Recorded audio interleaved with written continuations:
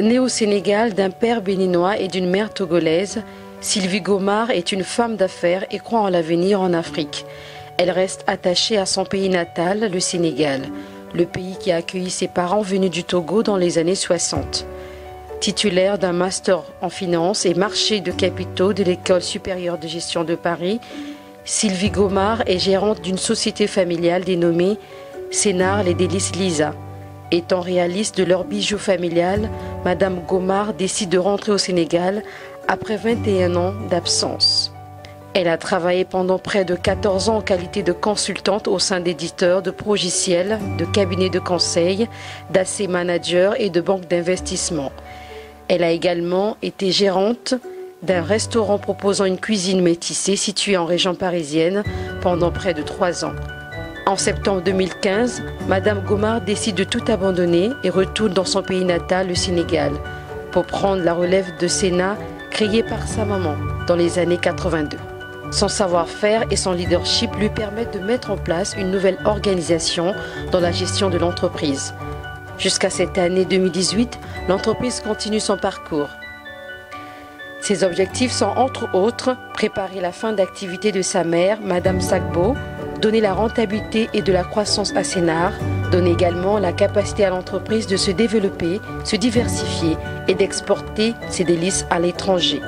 Selon Sylvie Gomar, l'entrepreneuriat est incontournable.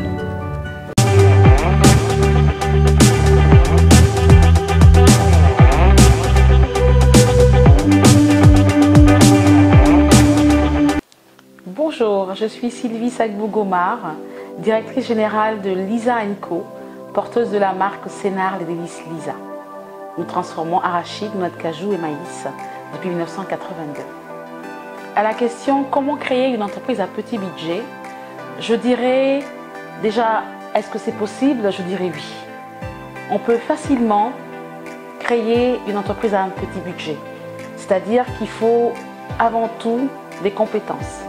Et les compétences en général, ce n'est pas forcément une question de budget au moment où on crée l'entreprise. C'est peut-être une question de budget avant parce qu'on a eu à aller à l'école ou à apprendre un métier. Mais lorsque l'on entreprend, on n'a pas forcément besoin d'avoir énormément d'argent. Je vais vous donner l'exemple de Sénar Les Délices Lisa. Donc l'entreprise pour laquelle que je gère aujourd'hui, qui a été créée par ma mère. Ma mère a commencé à transformer les arachides et les noix de cajou au bord de la route avec une petite table et un banc. Et bien sûr, les compétences, parce qu'elle savait le faire, qu'elle a pu le faire. Et donc elle est partie de l'idée de se dire, ok, je vais proposer ces produits de bonne qualité à mes voisins, aux gens autour de chez moi qui pourront l'acheter. Donc au départ, elle n'avait pas un gros budget. Et pourtant aujourd'hui, 35 années après, on est aujourd'hui Lisa & Co, une entreprise avec un chiffre d'affaires assez conséquent et surtout des produits présents dans tous les différents supermarchés. Je pense qu'une chose qui est très importante pour un entrepreneur, c'est d'être un entrepreneur qui sait faire tout. Aujourd'hui, je vends des arachides grillés. Je sais faire des arachides grillés. Aujourd'hui, si j'ai une personne qui manque dans mon staff au niveau opérationnel pour faire des nougats, je dois pouvoir le remplacer. Donc, je n'ai pas forcément d'avoir un gros budget, mais je dois savoir faire ce que je veux vendre. Quand on parle des services, c'est plus facile. Je suis aujourd'hui informaticienne par exemple et je veux vendre un service informatique. Pas besoin forcément d'avoir beaucoup de moyens, mais il faut savoir ce que je veux vendre et pouvoir le faire. Donc je reviens encore au niveau des compétences. Une des économies que peut faire un entrepreneur lorsqu'il crée une entreprise, c'est de domicilier la société chez lui. On ne peut pas tout de suite, lorsqu'on crée une entreprise, penser vouloir avoir des grands bureaux, des bureaux climatisés, avec un beau bureau en bois, la chaise qui tourne.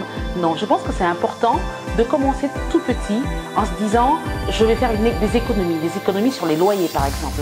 Si on peut domicilier une entreprise chez soi, on n'a pas besoin de payer un loyer. Et même si on doit payer un loyer à soi-même, comme on dit, comme certains le font, ce n'est pas forcément un énorme loyer. Donc ça permet à ce moment-là de faire des économies, de partir sur un petit budget pour son entreprise. On peut aussi bénéficier d'espaces de coworking. On va avoir un incubateur comme on en trouve dans nos pays aujourd'hui. En général, on partage le bureau avec d'autres personnes, en open space. Il suffit d'amener son ordinateur et de pouvoir à ce moment-là travailler. Je pense que c'est important de noter, moi j'ai une anecdote par rapport à ça. Nous, on travaille aujourd'hui dans une entreprise usine maison, parce que c'est dans la maison familiale qu'on transforme les produits. Il m'est arrivé de chercher une assistante de direction et de lui dire attention, on est dans une usine maison. Il ne faut pas qu'elle s'attende à avoir tout de suite un grand bureau, son téléphone. Voilà. Donc je pense que c'est important que les gens puissent comprendre quand on commence quelque chose, on peut le faire avec un petit budget, on peut le faire sans avoir tout ce dont on rêve. Effectivement, quand on crée une entreprise, on s'imagine tout de suite être dans un immeuble, dans un bel immeuble, tout est climatisé. Mais quand on commence tout doucement, on commence et on grandit petit à petit. Donc on peut faire des économies sur les loyers.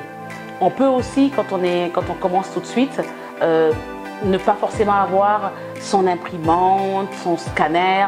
On peut très bien devoir imprimer les choses au niveau d'une papeterie, au niveau des impressions, au niveau des étudiants par exemple. En général, c'est pas très cher d'imprimer les documents à ce niveau-là. Et on peut faire vraiment tout ce qui est reprographie, ça peut être fait en dehors du local dans lequel on travaille, parce qu'on n'a pas besoin, il n'y a pas d'obligation, de nécessité à acheter ces appareils-là qu'on peut utiliser à l'extérieur. C'est-à-dire qu'il faut penser à sous-traiter en fait, il faut penser à utiliser les services d'autres personnes plutôt que de chercher à les avoir soi-même. Donc là, j'ai parlé de l'impression. On sait très bien ce que ça peut coûter un ordinateur, en fait une imprimante couleur par exemple. On peut très bien aller au niveau de l'université faire ses impressions. Aujourd'hui, si on doit travailler et qu'on a besoin par exemple de faire de la comptabilité sur Internet, on peut trouver plein d'informations sur comment faire un business plan ou comment tenir une comptabilité ou une trésorerie facile. Et je pense qu'il faut qu'on sache utiliser nos outils qu'on a aujourd'hui qui sont surtout avec Internet. On va sur Internet, on arrive à télécharger la comptabilité facile, comme on dit, comptabilité pour les nuls, et on arrive à tenir un minimum de cahiers ou un minimum de trésorerie, un minimum de bilan qui peut être fait facilement. Même si ensuite, on aura besoin que ce bilan ou que ces états financiers soient expertisés par un cabinet d'expertise comptable, on peut dès le départ travailler soi-même. Pareil, je dois faire une étiquette.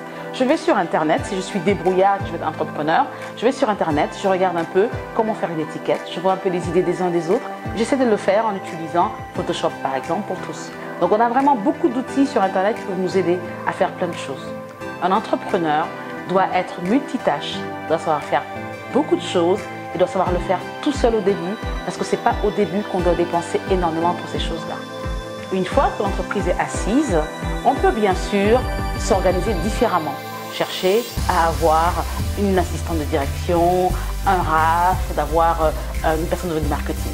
Nous, chez Lisa & Co, lorsque je suis arrivée au début, je faisais tout.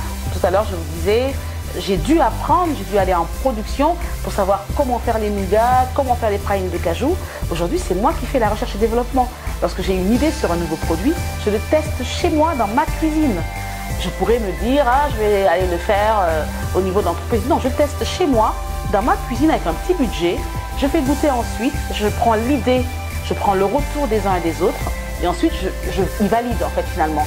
Je sers un peu ceux qui travaillent avec moi servent un peu de personnes de laboratoire, on va dire, qui vont tester le produit que je fais et que j'ai fait dans ma cuisine, avant de pouvoir le faire ensuite au niveau de la production et de pouvoir ensuite les vendre. Donc il faut vraiment pouvoir tout faire.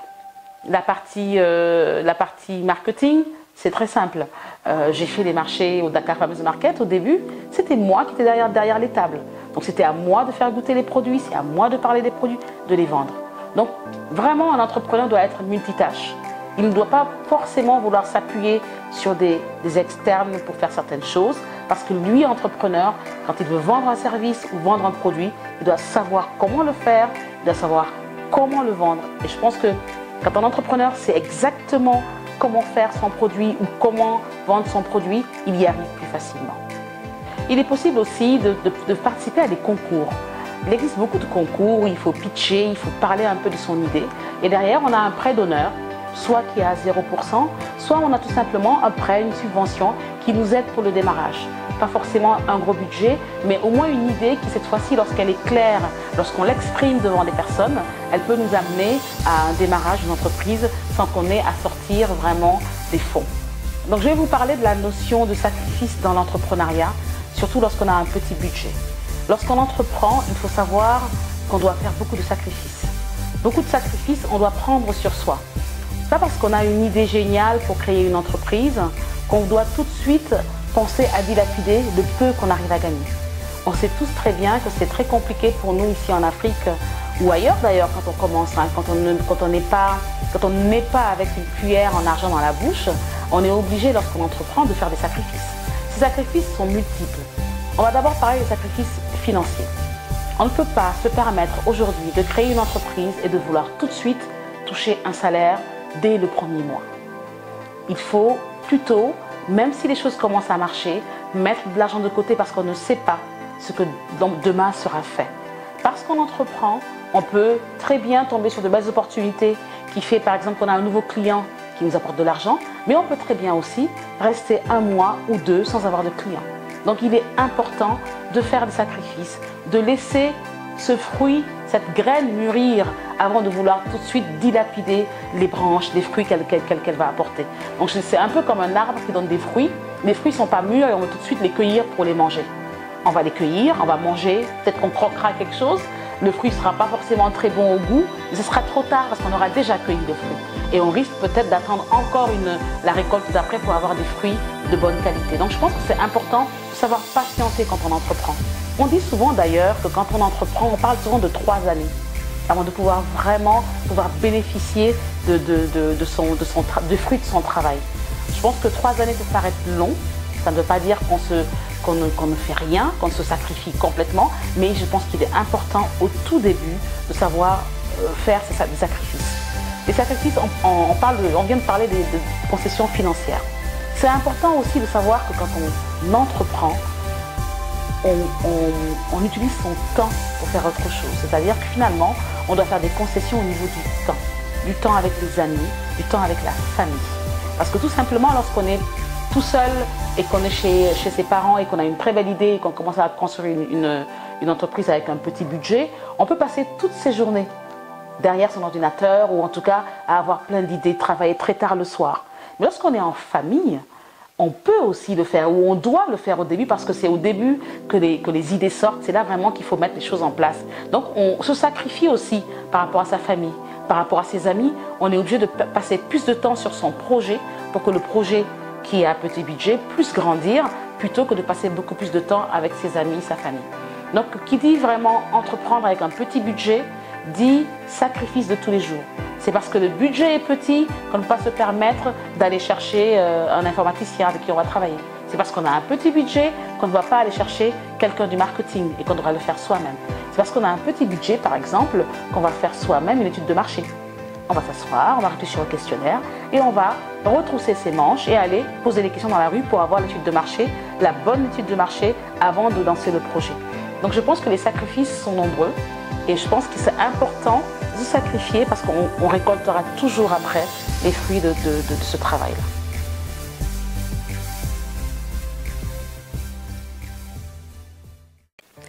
Après plusieurs années dans la finance des marchés à Paris, Sylvie Sagbo-Gomar décide de rentrer dans son pays d'origine, le Sénégal, pour prendre en main la société familiale Sénar, les Délices Lisa. L'histoire de Sénar a commencé en 1977 lorsque la mère de Sylvie, Lydia Sagbo, vendait des arachides devant son domicile à Dakar. En 1982, elle crée sa société Sénar Sénégal Arachide pour étendre son activité. En plus de l'arachide, se sont ajoutés des cajous et pop-corn qu'elle commercialise dans les supermarchés sous la dénomination Les Délices Lisa. L'entreprise compte aujourd'hui une quinzaine d'employés qui travaillent dans son unité de production située dans le quartier Sacré-Cœur 3 à Dakar. La société sénégalaise Sénar Les Délices Lisa jouit d'une expertise de longue date. Elle offre à ses clients des produits sains, naturels et de haute qualité gustative. Ces aliments sont à base de matières premières locales, transformées selon des procédés artisanaux. Les produits Sénar, les Délices Lisa, sont principalement commercialisés dans les grandes chaînes de distribution au Sénégal, Casino, Auchan, Exclusive, Leader Price, Super U et bien d'autres. Les produits Sénar sont également vendus dans certains hôtels de la place et en vente directe aux particuliers à Dakar et durant des foires, notamment le Salon international de l'agriculture à Paris. Sénar, les Délices Lisa est très présente sur les réseaux sociaux. Retrouvez Sénar sur Facebook, et Instagram, Sénar, les délices Lisa.